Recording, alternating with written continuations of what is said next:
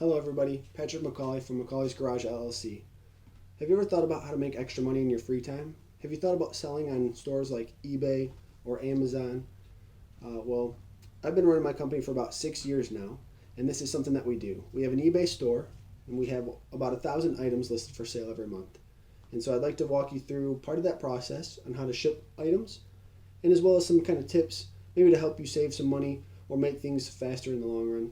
So before we get started, I'll explain some of the items I have on this table, and as well as part of the tips there. So first, we've got our box, which is just a flat piece of cardboard now. Now this particular one is a small flat rate box. You can get different size of these flat rate boxes from the post office, and they're free. So if you have your buyers pay for shipping, all your materials here are free. Next, we're going to have tape, and if you see, this has eBay labels on it. This tape you can get for free for being a top rated seller on eBay. So there's certain requirements you have to meet, ship your items out so fast, good customer service, those kind of things. So you can have free tape, free boxes. The only other thing then is packing material. And so right here we've got packing peanuts. So we got those little foam peanuts, look like a Cheeto. And you could use recycled newspaper, magazines, things like that if you're just getting started off. If you don't want to buy this kind of thing, you can also use like those little air bags, anything really that's recycled, shredded documents, things like that, as long as they're not confidential materials.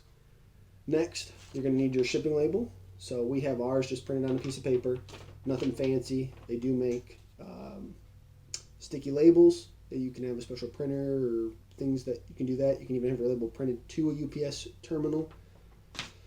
And to cut our label out, we're going to use just a pair of scissors, any ordinary normal pair of scissors. You could use a knife, razor blade, other things like that as well.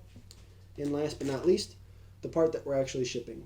In our case, we have a little bracket, bolts onto an engine off of a 1950 Oliver 88 tractor.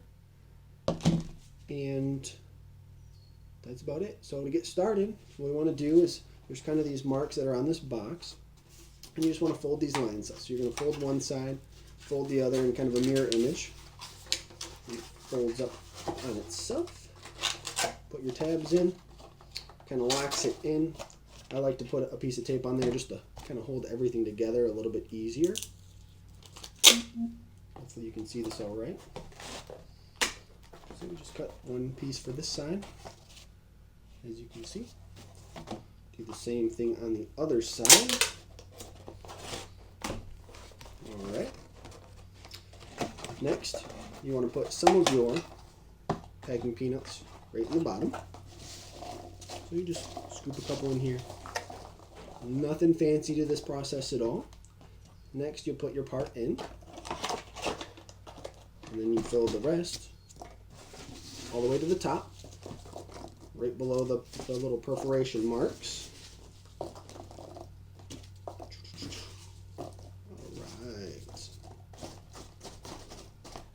Fold your ends in. Now these boxes, they come with this little sticky strip. So you just pull the covering off this sticky strip here. Alright. And you'll see there's like a double-sided tape. I don't know how clear you can see that. You just fold that over on itself. And again, so we don't lose parts in transit. Some parts aren't as bulky as this. Some are like little ball bearings, things like that. Alright. So that'll just help keep that closed. Now we want to cut our label out. And we're just going to leave a little border around it because this tape that we have here is not clear. If you had clear tape, you could cut it right along the edge. And I can't show you this actual label because I don't want to give away the person's name and address and stuff like that. But just trust me, it's a shipping label. So we'll do this really quick. And you're leaving about 1/2 inch on every side of the label. So what we'll do is we'll just put it right on the top of the box. Take our tape here again. And just run it down every side.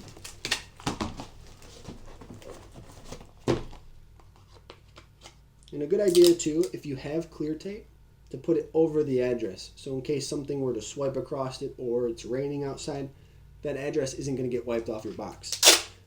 Just helps you ensure that you're going to have a good delivery. Nothing's going to get lost in transit. All right, so we're almost finished up here.